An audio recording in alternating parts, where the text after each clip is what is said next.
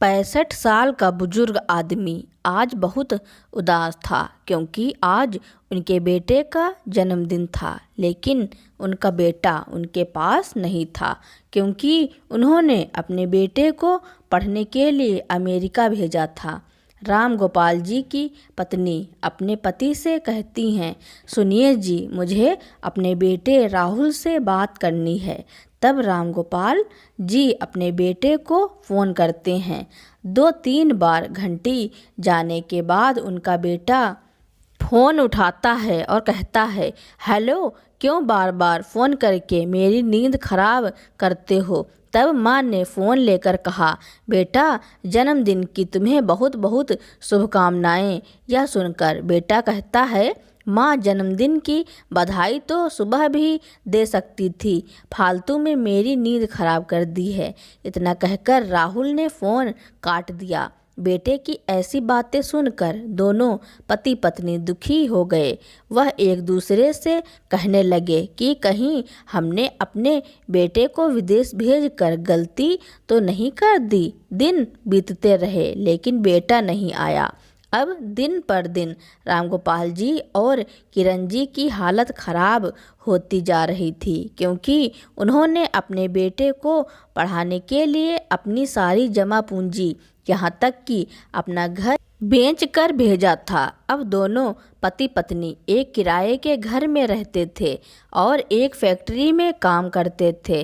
अब राम गोपाल जी की उम्र हो चली थी, अब उनसे काम नहीं होता था, लेकिन फिर भी अपना पेट पालने के लिए वह काम करते थे। यह देखकर किरण जी दुखी हो जाया करती थी, लेकिन अब कर भी क्या सकती थी। वह अपने पति की कुछ मदद करना चाहती थी। एक दिन रामगोपाल जी फैक्ट्री में काम करने के लिए गए। जो वह काम कर रहे थे तब उनसे काम में थोड़ी गड़बड़ी हो गई। यह देखकर फैक्ट्री का मालिक उन पर चिल्लाने लगा, अगर तुमसे काम नहीं होता है तो तुम आज ही से काम करना बंद कर दो, तुम्हारी जगह पर हम किसी और को रख लेंगे। यह सुनकर रामगोपाल जी दुखी हो जाते हैं और फैक्ट्री का मालिक कहता है, अब की बार अगर गलती हुई तो तुम्हारी सैलरी से पैसे काट लूँगा। यह सुनकर राम गोपाल जी उनसे हाथ जोड़कर माफ़ी मांगने लगते हैं और कहते हैं, मालिक, आइंदा ऐसी गलती नहीं होगी, इस बार माफ़ी दे दीजिए। अच्छा, माफ़ कर दूं, और जो यह नुकसान हुआ है इसकी भरपाई कैसे होगी। मालिक, गरीब आदमी हूँ, सैलरी नहीं मिली तो मेरी पत्नी भूखी मर जाएगी। रोते रोते वो अपने मालिक के पैर पकड़ लिए, मगर वो आदमी उनको पैर से धक्का देकर वहाँ से चला गया और राम गोपाल जी गिड़गिड़ाते रह गए। राम गोपाल जी कुछ ज़्यादा पढ़े लिखे नहीं थे, हाथ में इतनी जान नहीं थी कि जल्दी जल्दी कर सकें। पहले राम गोपाल जी का अपना कपड़ों का व्यापार था, जो समय बीतने के साथ साथ घाटे में चला गया था और वो सड़क पर आ गए थे। पढ़े लिखे ज़्यादा नहीं थे तो काम पाना मुश्किल हो गया और फिर जो मिला वही करते गए और उन्हें जीवन चलाने के लिए फैक्ट्री में काम करनी पड़ी। लेकिन कभी भी ये सब बेटे को नहीं बताया था क्योंकि इससे उसकी पढ़ाई में ध्यान नहीं दे पाता। अक्सर उनकी पत्नी किरण जी कहा करती, अपने दिन कब बदलेंगे जी, आप इस उम्र में इतनी मेहनत करते हो, जाने बेटे का सुख हमें कब नसीब होगा। राम गोपाल जी किरण जी को हिम्मत बंधाते हैं, किरण, सब्र रखो, राहुल ही अपना सहारा है, एक बार उसे बड़ा आदमी बन जाने दो, फिर देखो इस किराए के घर से फिर से अपने बंगले में चले जाएंगे, तब तक ये रूखी सूखी खा लो। किरण जी मायूस होकर कहती, कितने दिन से उससे बात भी नहीं हुई है जी। इस पर राम गोपाल जी किरण जी को समझाते, अरे वो दिन रात पढ़ाई करता है किरण, अब बार बार उससे बात करोगी तो वो पढ़ाई पर ध्यान कैसे लगाएगा। जब यहाँ दिन होता होगा तो वहाँ रात होती होगी। ऐसे में दखल अंदाजी ठीक नहीं है। किरण और ये बातें सुनकर किरण जी हमेशा मन महसूस कर रह जाती। वो अपने मन की पीड़ा अपने बेटे पर निकाल देना चाहती थी, लेकिन राम गोपाल जी हमेशा रोक लेते थे। राहुल की पढ़ाई 3 साल की थी, लेकिन जाने क्यों 5 साल होने को आए, लेकिन राहुल अभी तक नहीं आया था।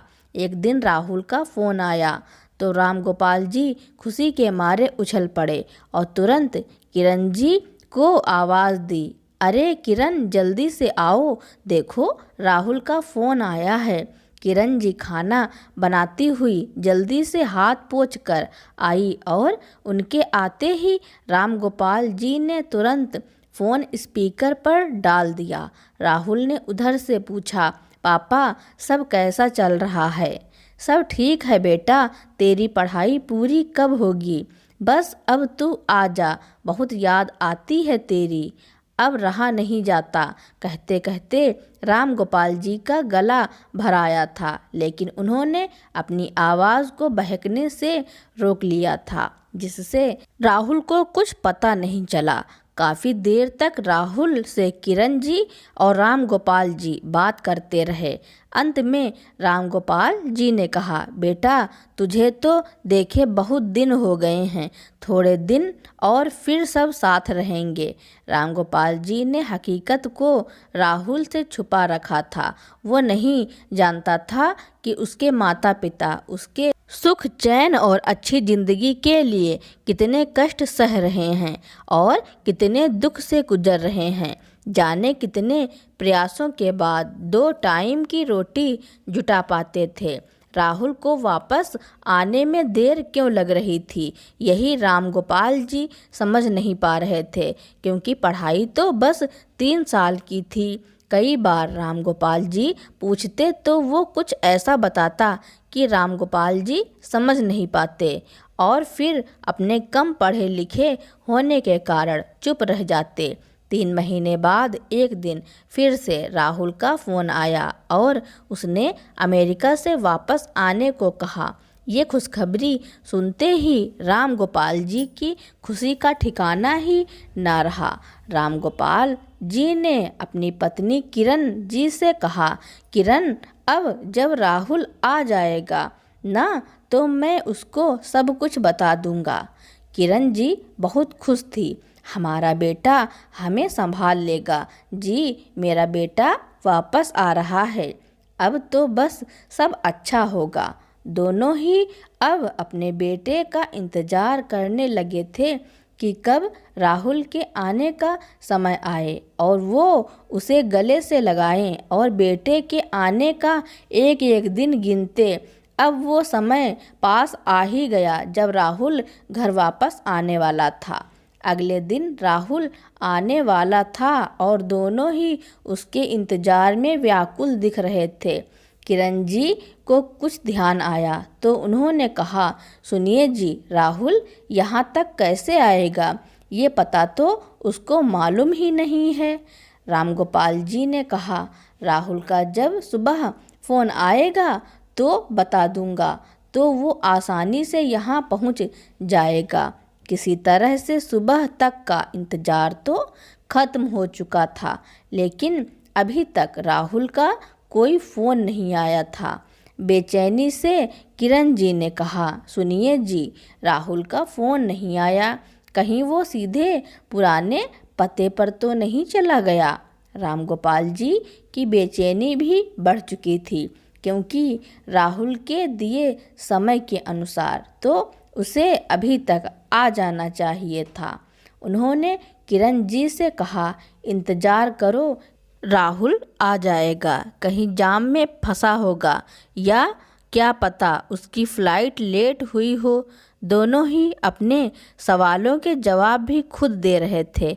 आखिर माता पिता जो थे, सुबह से दोपहर और दोपहर से शाम हो चुकी थी, लेकिन अब तक राहुल ना तो खुद ही आया था, ना ही उसका कोई फ़ोन आया था। दोनों पति पत्नी परेशान होते इधर से उधर घूम रहे थे। बार बार नज़र दरवाजे से बाहर की तरफ जा रही थी। रात होने को आई लेकिन राहुल का फ़ोन तक नहीं आया। अब राहुल का पता वो दोनों लगाते भी तो कैसे, और ना ही उसका कोई नंबर था। आखिर ऐसा क्या हुआ था जो राहुल अभी तक घर नहीं पहुंचा था। दिन बीते, फिर सप्ताह भी हो गया।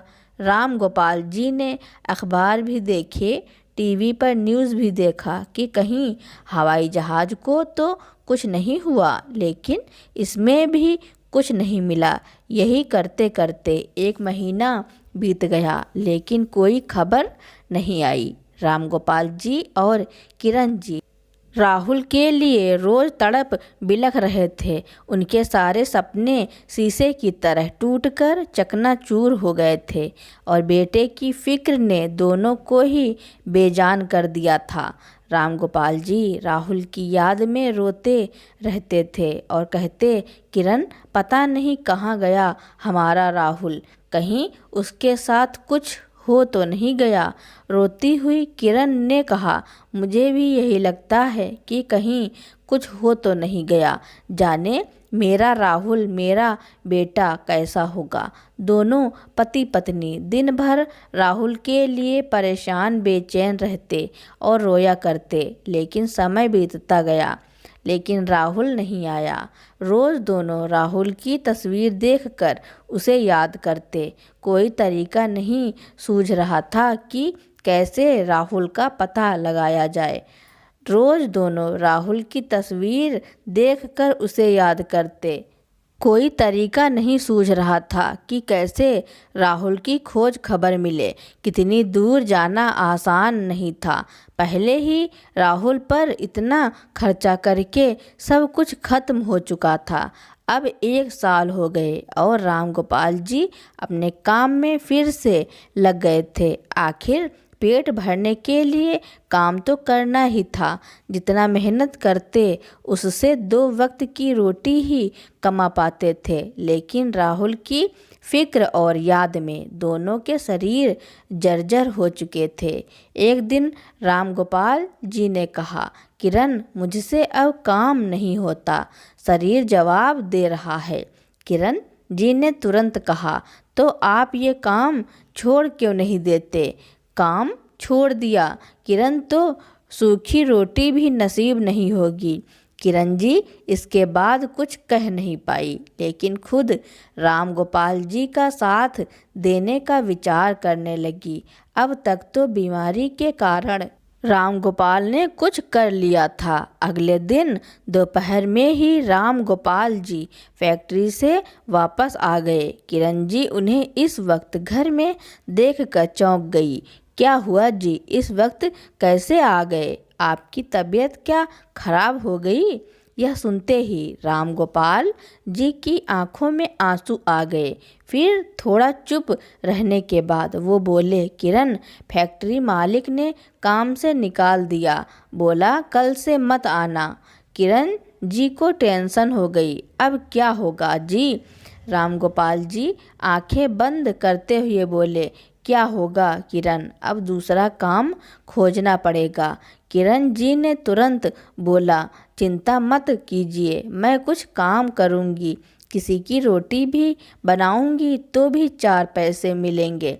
बस आप इस बार कुछ मत बोलना। ये सुनते ही राम गोपाल जी का अहंकार जाग उठा। नहीं किरण, तुम ये सब नहीं करोगी। मैं तुम्हें हमेशा रानी बनाकर रखा, लेकिन अभी किस्मत खराब है, मगर इससे क्या फ़र्क पड़ेगा। मेरे इरादे मजबूत हैं। मैं तुम्हारा और अपना पेट अकेले भरूंगा, हमेशा की तरह। राम गोपाल जी ने ऐसा कहा तो किरण जी फिर से चुप हो गईं, क्योंकि कुछ कहकर उनके दिल को दुखाना नहीं चाहती थी। क्योंकि पहले ही राहुल के कारण राम गोपाल जी टूटे हुए थे, मगर किरण जी ने काम करने का इरादा बना लिया था। शाम को किरण जी सत्संग में जाने लगी, जिससे भगवान से कुछ प्रार्थना कर सकें। जाते हुए उन्होंने राम गोपाल जी से कहा, सुनो जी, मैं सत्संग जा रही हूँ, बस अभी आ जाऊँगी। राम गोपाल जी तो पहले ही भगवान से नाराज थे, क्योंकि इकलौते बेटे का कोई अता पता नहीं था। तो उन्होंने कहा, क्या करोगी सत्संग में जाके, वो भी कहाँ सुनते हैं, इतने दिन से तो कह रही हो। तो क्या उनके कानों तक आवाज़ पहुंच गई? किरण जी ने मुड़कर कहा, क्या पता भगवान कहाँ सुन लें, आप ऐसा मत सोचो। ऐसा कहकर किरण जी घर से चली गई। वहाँ जाते ही सत्संग सुनने के बाद मंदिर की दीवार के सहारे से बैठ गई। काफ़ी देर तक रोती रही, क्योंकि घर में तो राम गोपाल जी के सामने रो नहीं सकती थी। उनके रोते ही वो कमज़ोर पड़ जाते। पहले ही बेटे का दुख कम नहीं था।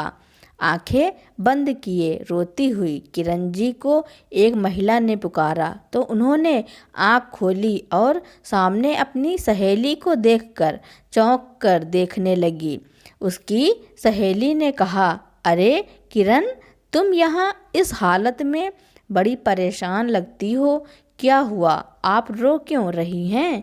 किरण अपनी सारी कहानी अपनी सहेली को बताती है।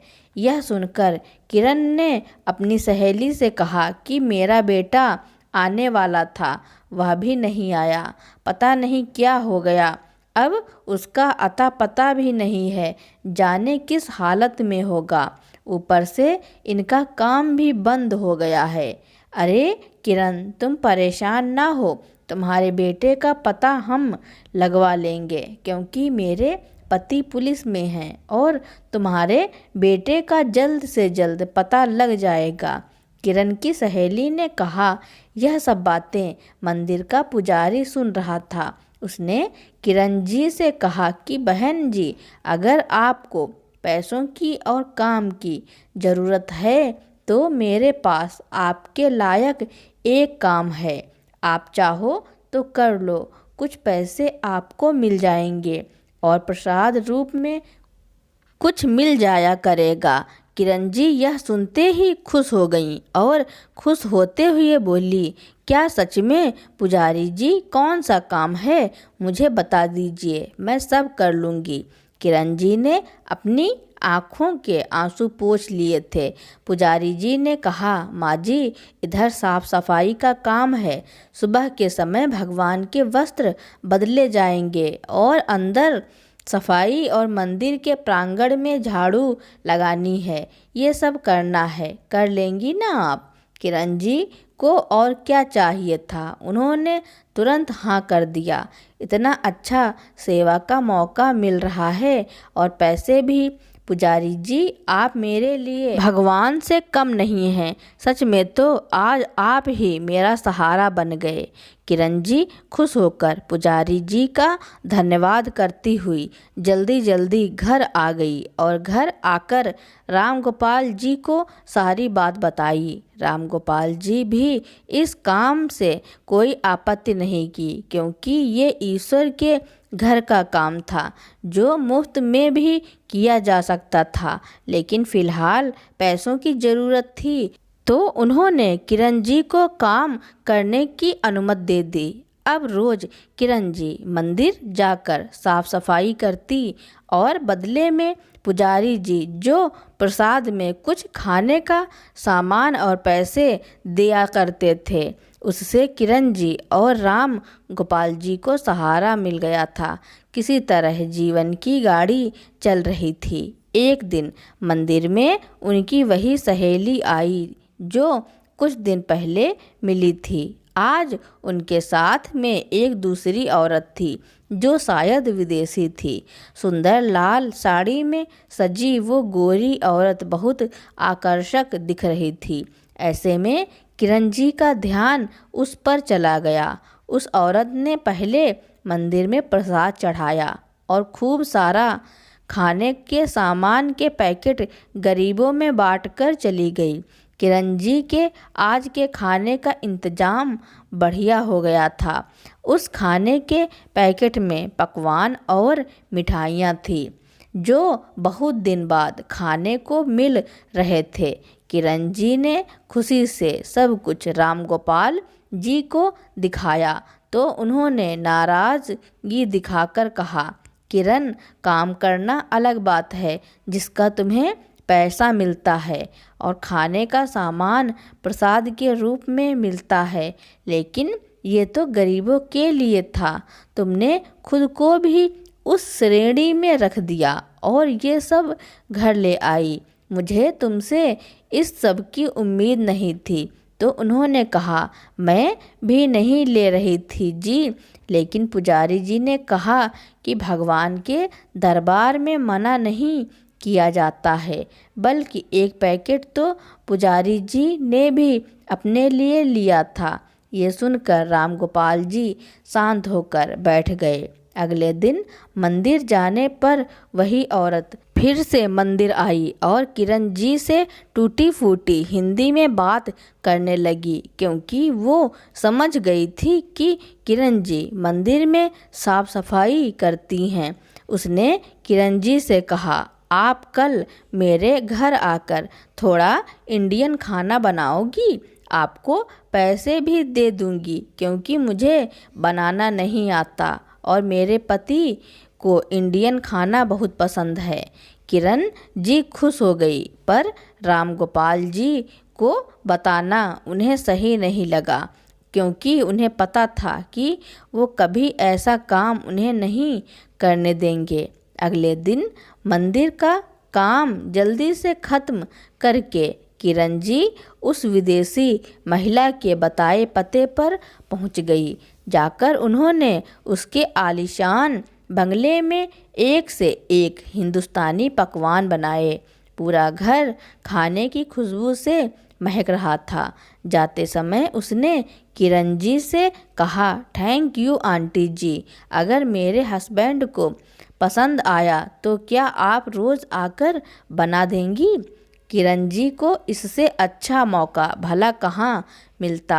एक दिन में 2 काम करके कमाई बढ़ रही थी तो भला क्यों छोड़ती, इसलिए उन्होंने हामी भर दी। लेकिन उन्होंने राम गोपाल जी को ना बताने का निश्चय किया था।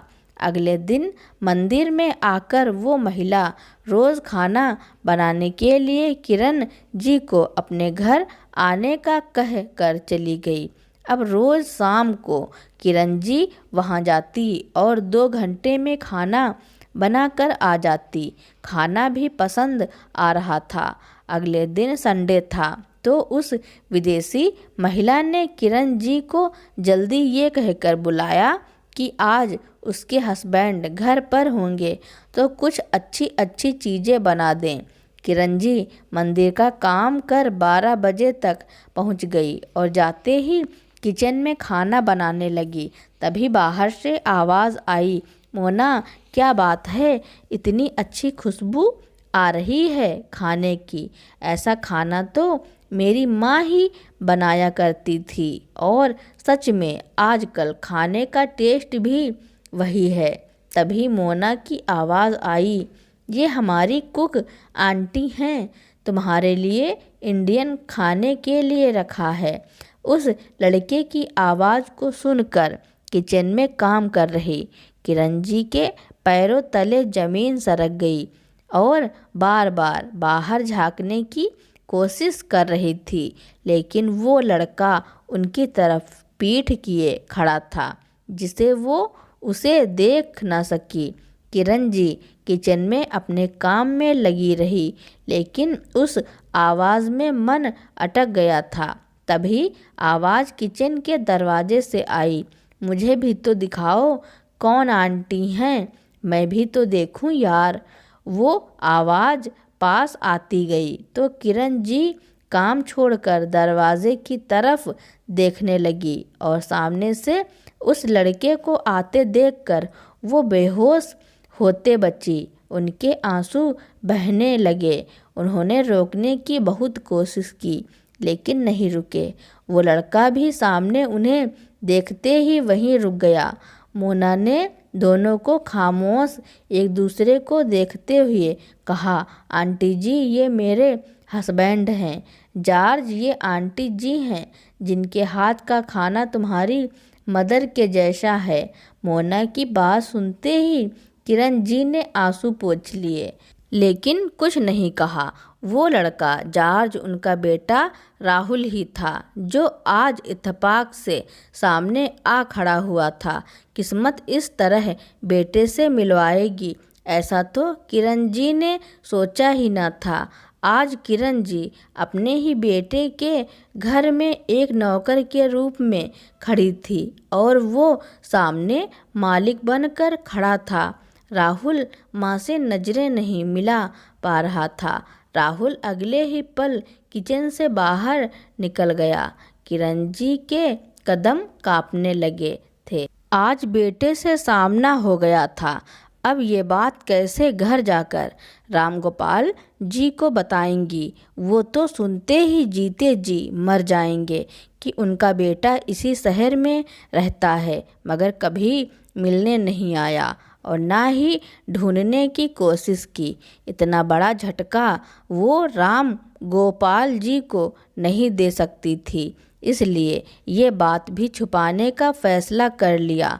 अब किरण जी एक नौकर की तरह उसके घर काम करके आ जाती। अगर सामने राहुल आ जाता तो नज़र घुमा लेती। ऐसा होते 4 दिन हो गए थे। एक दिन किरण जी को घर आने में देर हो गई तो राम गोपाल जी को चिंता होने लगी। इंतजार करने के बाद वो पता करने मंदिर चले गए।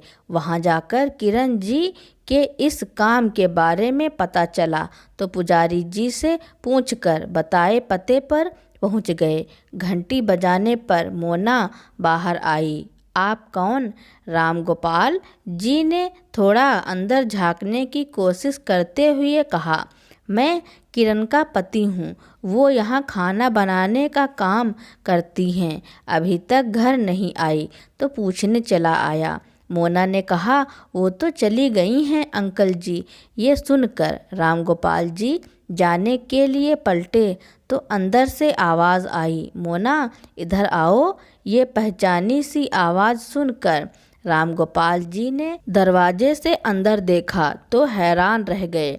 सामने बेटा खड़ा था और ये शायद उसकी पत्नी थी। रामगोपाल जी का दिल ये देखकर टूट गया। उनका मन तो किया कि अभी अंदर जाकर अपने सवालों के जवाब मांगे और पूछे कि बूढ़े माँ बाप के साथ ऐसा क्यों किया, क्यों अकेले उन्हें मरने के लिए छोड़ दिए। लेकिन तभी उन्हें किरण जी का ख्याल आ गया और अपने बेजान से कदमों को तेजी से उठाते हुए वहाँ से निकल गए। इधर उधर किरण जी को ढूंढते हुए भी रामगोपाल जी के सामने राहुल का चेहरा आ रहा था। आज मन चीखने को कर रहा था। लानत है ऐसी औलाद पर जिसने अपने माता पिता को मरने के लिए छोड़ दिया। किरण जी कहीं ना मिली तो रामगोपाल जी वापस घर पहुंच गए। किरण जी ने उन्हें देखते ही कहा, आप कहाँ गए थे? मैं कब से आपका इंतज़ार कर रही हूँ। अरे यूं ही कहीं घूमने गया था। रामगोपाल जी उनसे ये बात छुपा गए और फिर रुक कर बोले, किरण जी हम इस शहर को छोड़ देंगे और अपने गांव में रहने चलेंगे। मेरा अब यहाँ रहने का मन नहीं करता। यह बात सुनकर किरण जी हैरान हो गई। क्यों छोड़कर क्यों जाएंगे? बड़ी मुश्किल से मिला है मुझे काम। गांव में क्या काम करेंगे? रामगोपाल जी ने कहा, सब हो जाएगा, तुम चिंता मत करो। सब सोच लिया है, लेकिन यहाँ नहीं रहना है। किरण जी रामगोपाल जी का मन समझती थी और उनसे बहस नहीं करती थी तो वो खामोश रह गई। लेकिन इस बार उनका मन रामगोपाल जी की बात मानने को तैयार न था, क्योंकि कभी कभी ही सही बेटे को सामने तो देख लेती थी तो उनका मन बहल जाता था। किरण जी बेटे के करीब रहना चाहती थी, भले नौकर बनकर रहना पड़े। अगले दिन रामगोपाल जी ने तबीयत का बहाना बनाया कि किरण जी चाह कर भी मंदिर और राहुल के घर काम के लिए नहीं जा पाई।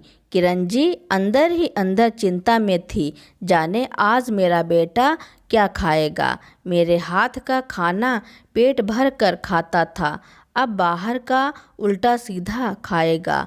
एक दिन तो बीत गया, लेकिन अगले दिन भी रामगोपाल जी ने वही सब किया और तबीयत का बहाना करके किरण जी को रोक लिया। किरण जी को समझ नहीं आ रहा था कि क्या करें।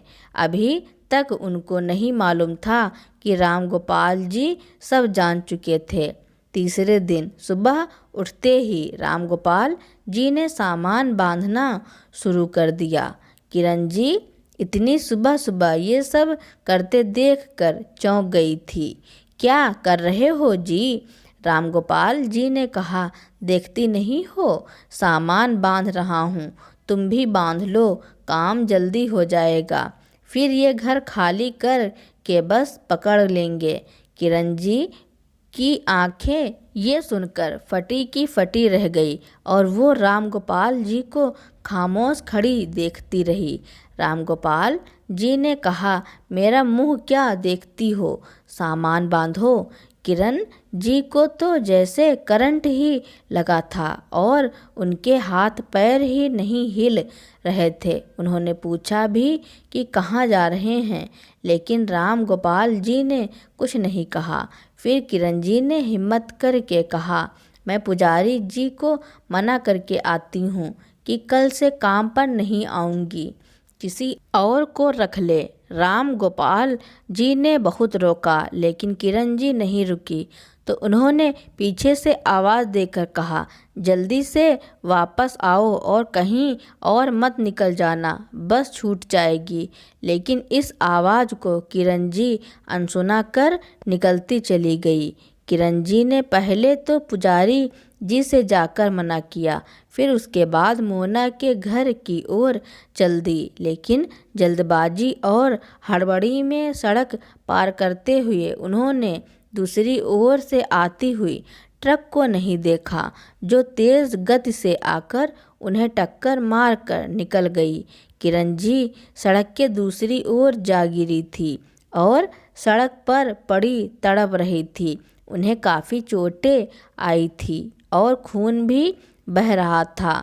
भीड़ देखते ही इकट्ठी हो गई थी, लेकिन भीड़ में से एक व्यक्ति ने उन्हें पहचान लिया और हॉस्पिटल में भर्ती करके पुजारी जी को खबर कर दी। रामगोपाल जी भी इंतज़ार करते हुए परेशान हो चुके थे।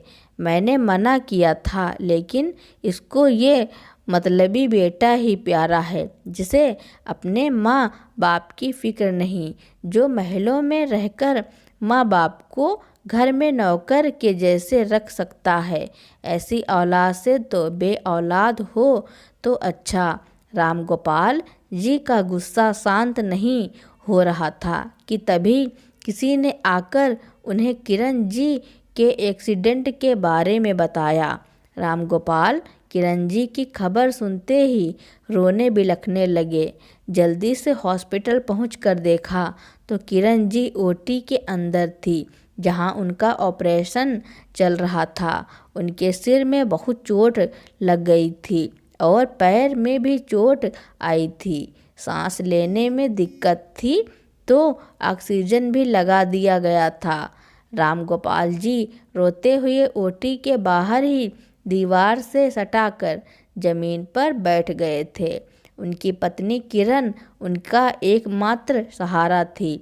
उधर मोना ने किरण जी का काफ़ी देर तक इंतज़ार किया, लेकिन जब हादसे के बारे में पता चला तो उसने तुरंत ही राहुल को फ़ोन कर दिया। जॉर्ज, वो कुक आंटी का एक्सीडेंट हो गया है, क्या तुम मेरे को हॉस्पिटल ले चलोगे?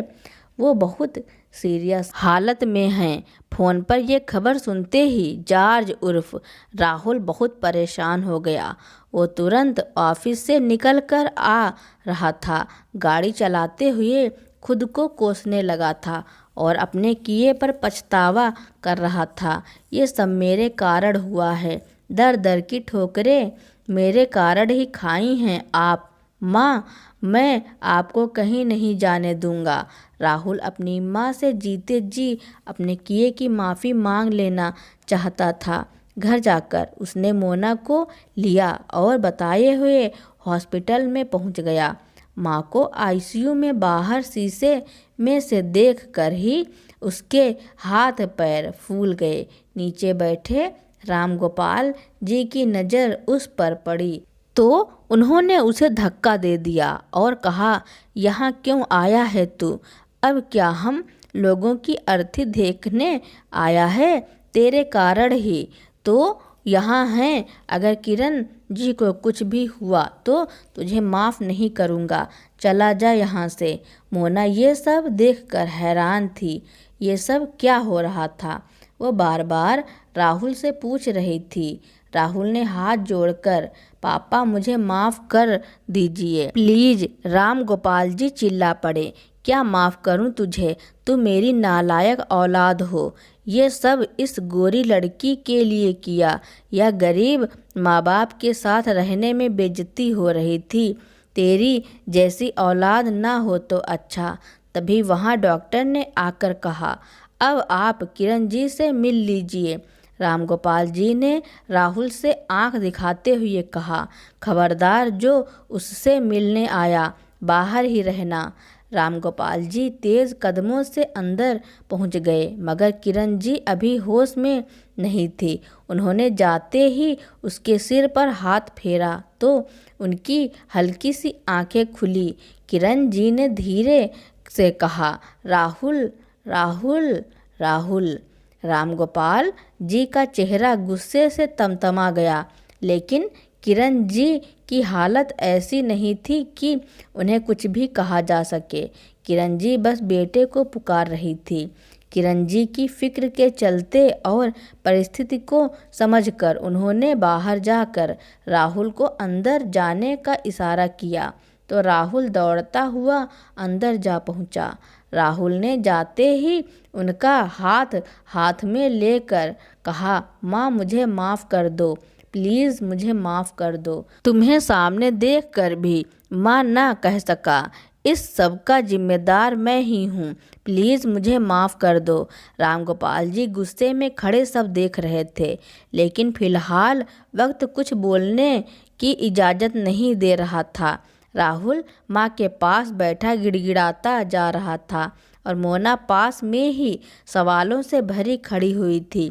इतना तो समझ गई थी कि ये राहुल की माँ थी, लेकिन ऐसा क्यों हुआ नहीं समझ पा रही थी।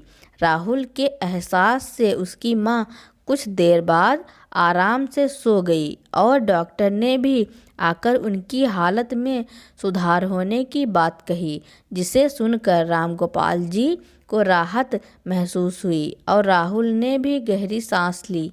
इसके बाद बाहर आकर राहुल ने अपने पिता राम गोपाल जी से माफ़ी मांगी, लेकिन राम गोपाल जी को तो किरण जी के ठीक होने का इंतज़ार था, सो उन्होंने राहुल से फिलहाल कुछ नहीं कहा। 10 दिन तक किरण जी हॉस्पिटल में ही रही और उनका सारा खर्च राहुल ने उठाया। उसने मोना को सब कुछ बता दिया था और मोना भी उस पर इस सब के लिए नाराज़ हुई थी। जब किरण जी को वापस घर लाने की बात हुई तो राहुल ने उन्हें अपने घर ले जाने की बात कही, लेकिन राम गोपाल जी की जिद के चलते राहुल को अपनी बात माननी पड़ी। घर जाने के बाद राहुल को रोज़ सामने देखकर किरण जी जल्दी ठीक होने लगी, लेकिन अभी तक राम गोपाल जी उसे माफ़ करने को तैयार नहीं थे। किरण जी की हालत सुधरते देखकर एक दिन राम गोपाल जी ने राहुल को आने के लिए मना कर दिया। राहुल रोता गिड़गिड़ाता रहा, लेकिन राम गोपाल जी ने फिर भी उसे घर से बाहर निकाल दिया। इस बार मोना ने आगे आकर माफ़ी मांगी और राहुल को माफ़ करने के लिए कहा। राहुल ने हाथ जोड़कर कहा, पापा मुझे माफ़ कर दीजिए, मैं उस दिन आने के बाद पुराने घर गया तो वहाँ कोई नहीं मिला, लेकिन जब किसी से पता लेकर यहाँ आया तो आपको फैक्ट्री में मजदूरी के लिए जाते देखा। मुझे बेइज्जती महसूस हुई क्योंकि बाहर कार में मेरे साथ मोना भी थी। मैं शर्म के कारण उसे बता नहीं पाया कि मेरे माता पिता कौन हैं और आप लोगों के ना मिलने का बहाना बना दिया। इत्तेफाक से माँ मेरे ही घर खाना बनाने पहुँच गई। जिस दिन से देखा उस दिन से ही मुझे पछतावा हो रहा था क्योंकि मोना उनके साथ बहुत अच्छे से व्यवहार करती थी। नौकर जैसा कभी नहीं समझा। ये तो मैं ही गलत था जो मोना को लेकर डर गया था कि वो मेरे गरीब माता पिता को देखकर क्या सोचेगी।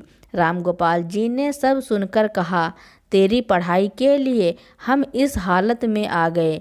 घर बेचकर तेरे लिए सब किया और सब लुटा दिया गया, लेकिन फिर भी तुझे कोई कमी नहीं होने दी और हमेशा तुझे पैसे भेजते रहे, खुद कंगाली में रहे और तुझे ऐसो आराम दिए।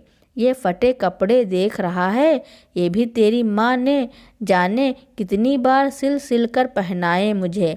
सूखी रोटी में दिन गुजारे तेरे इंतजार में, लेकिन तेरे 3 साल की पढ़ाई 5 साल की हो गई। रामगोपाल जी का दिल अब जल रहा था। वो सब मुंह से निकल रहा था जो जाने कब से दबाए बैठे थे। राहुल ने कहा, पापा मैं मोना से शादी के लिए वहाँ रुका हुआ था।